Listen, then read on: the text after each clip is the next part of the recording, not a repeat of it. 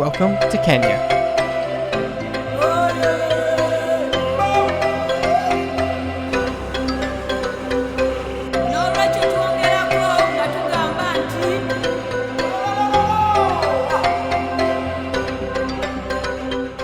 This is the last stop on our 2-week Africa vacation. If you missed the other 2 stops, we went to Cape Town and we went to Bwindi Impenetrable Forest to see the gorillas. Be sure to check out those videos, like this video, and subscribe if you enjoyed the Africa series. We finally arrived after many more delayed flights to Nairobi. This is the Tamarind Tree Hotel. They gave us a lovely honeymoon suite here. Oh, it looks very nice. It's a shame we have to leave in 3 hours essentially. Due to even more canceled flight drama, we ended up not getting to Nairobi until around 5 a.m., where we quickly turned it around, took a nap, and got on our 8 a.m. flight to the Masai Mara. These were slightly larger planes than the Bwindi flight, but you can see here what the airport looks like with this little cafe. Coffee stop. Beautiful weather. Nice day for a flight.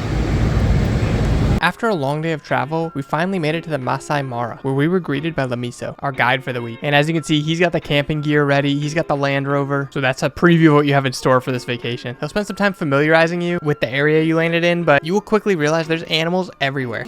And then slightly to the right of where they start, slightly to the right, into the trees. I can see one big male elephant under a tree. Oh yes, oh yeah. Now that you tell me, I see. Oh wait, we gotta. Even just driving back to the tent, we saw so many animals. Yes, yes. For the female, a little bit brown. She loves this yummy grass. And as you've seen, everywhere you go in Africa, you will be greeted by a song and dance. If you've ever been to Kenya, you know this one. It's a certified banger.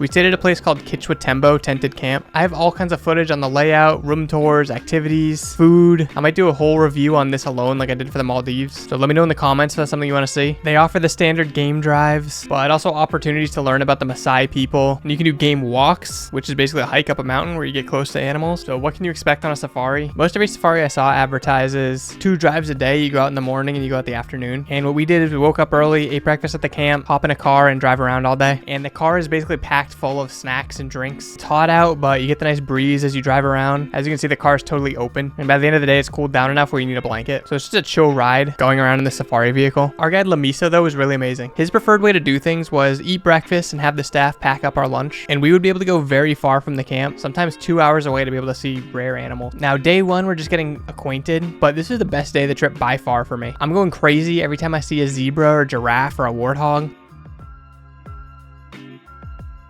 And it's the most surreal experience of my life. Oh, there is one more elephant sitting there. By the end of that first day, though, you've seen so many of these common animals, you won't even care anymore when you see them. So next on the list to hunt down is the big 5. Maybe I shouldn't say hunt down, because historically the big 5 were known as the 5 hardest animals to kill if you're going on a game hunting safari. But these 5 are the rhino, the leopard, the lion, the elephant, the buffalo.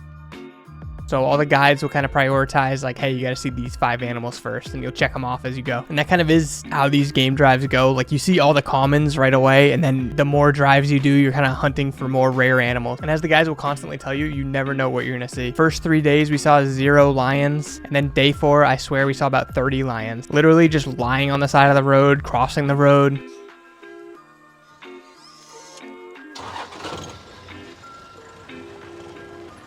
And we saw a cheetah on day 1 of the trip, but it was so far away. And then on the final day, our guide got on the radio and we chased down a cheetah for honestly like 3 hours before we found a family of them eating a wildebeest. So even when you see animals, you can see them even closer, you know? You never know what you're gonna see. Plus, on the way back from the cheetah location, we just stumbled across a leopard stretching out on a rock. Lamiso told us leopards were very rare in this part of the Mara, and it was pretty likely that no one even knew this leopard was here. Okay, there are 2 major experiences that I really want to talk about. First is a river crossing during the Great Migration. If you don't know, the Great Migration is basically millions of wildebeest just walking around sub-Saharan Africa in a giant circle for all of eternity. And just stumbling upon them is amazing enough. You see hundreds of thousands of these giant 500-pound wildebeest, but there's so many they just look like dots scattered along the hillside. In this northern part of the migration, when they cross over the Mara, there's a giant river known as the Mara River that they cross before they go back south into Tanzania and the Serengeti. The river crossing is very dramatic, and tens of thousands of tourists come every year to try and spot it. And these are wild animals, so you never know when it's going to happen. Most have spotted spotting this river crossing is just sitting around waiting for hours, hoping for one wildebeest to be bold or stupid enough to run across, and then they will all follow. We showed up to this river about 3 times and sat here for hours before we finally saw a crossing. The guides know all the spots that they're likely to cross the river, and our guide was really dedicated to showing us the crossing. You will sit there for hours to watch these wildebeest cross the river for 20 minutes, but it is an incredible experience. It's so emotional, it's just burned in my memory. We spent most of our time listening to these wildebeest going bah, bah.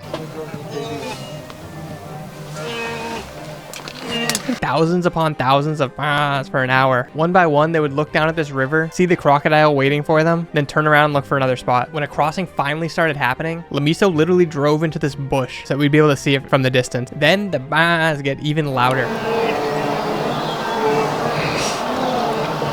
and more desperate as the crossing actually starts happening. Some wildebeest are getting pulled down the river by the current. Some are getting violently attacked and drowned by the crocodiles. You're just cheering for them all to get across, and 99% of them do, but the ones that don't really stick out in your memory. Who's he gonna go for? That one right there. Nope. Oh, that one. I went for that one. Like I said, it's an emotional experience. As we pulled away from our first crossing, we passed by a second crossing happening on the way back. This time the wildebeest were right in front of us, walking past all the vehicles that they got out of the river. Really an amazing experience, and the whole reason to come to this area in August, so overjoyed that we got to see it. And there's one more really unique experience I want to talk about. We opted to go on a hot air balloon safari. Now, this was pitched as you'll be able to see all these animals from the sky, and I was like, wow, what a unique experience. We gotta try it. Until you realize the horrifying logistics of what is a hot air balloon. So first of all, you wake up at 5 a.m. You're kind of delirious. It's pitch black outside. You're shuffled into a Land Rover and they zip you up because it's cold. The drive is super bumpy. You can't see anything, but you know all the animals are out there because every once in a while the car's headlights shine on them like a horror movie. We saw a giant hippo out of the water crossing the road, but just in the car's headlights. Then we get to the takeoff location and a guy unzips the Jeep and is shining a flashlight on us. And we're all like, well, it's too early in the morning. You get to the balloons and you realize what a terrible idea this is. These balloons are legit massive flammable cloth balloons, and they go up by shooting fire into them. They start going over the safety tips and it's not reassuring. They're explaining how they have no control except for up and down, and how when we land the balloon, it's really no different than just crashing the balloon. Talking about how the basket's gonna flip on its side or go upside down and your camera will knock your teeth out. At this point, I'm basically just trying to figure out a way to get out of doing this. So as you can see, they inflate it using a very sophisticated box fan, and then they go ahead and light it on fire. That's the safety briefing. I think it's too late to back out. But honestly, once you get up in the air, you forget all of that. Being up in this hot air balloon was actually so fun and so beautiful. Getting to see the sunrise over the Mara. Some people said they saw every animal from the Big Five on their hot air balloon ride, but we really only saw a couple animals. Every day is going to be different. That said though, it's really interesting to see them from above. You see them in the tall grass and you know like you wouldn't have been able to see it from the car necessarily. Or you'll look into the forest and you'll see some elephants hiding among the trees. Our pilot was really experienced. He's basically running a comedy routine the entire time. There are no quick fix left or right turn, so when I ask you to hang over the side of the basket and row, you've got to know we're in a bit of a tight spot.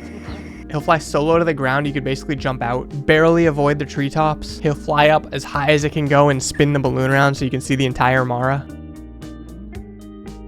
And even the landing was really not bad. It's so controlled and slow that honestly it was kind of the most fun part, just bouncing along the ground. And then after all that, they'll set up a nice picnic for you to eat your breakfast. There are so many more incredible experiences I had on this trip. A lot of stuff you'll see out in nature that I don't even know if I can put on YouTube. Animals eating other animals, animals mating, and they're right in front of the safari vehicles. It is an unbelievable experience start to finish. It's the kind of thing you could do every day and not get bored. Every day is completely unique. You will see the most breathtaking landscapes. You'll run into all kinds of unique animals and you'll be so sad when it's over. I had over 3 hours of footage from the safari. I did my best to really boil it down into a couple minutes. We had one last activity in Nairobi, which is the Giraffe Manor, and that really deserves its own video. So please subscribe, stay tuned for that video, like this video, and go check out my other videos if you liked it. We have so much more coming up. We're going to Busan, we're going to Taiwan, we're going to Australia. So subscribe and stick around for those, and until next time, peace.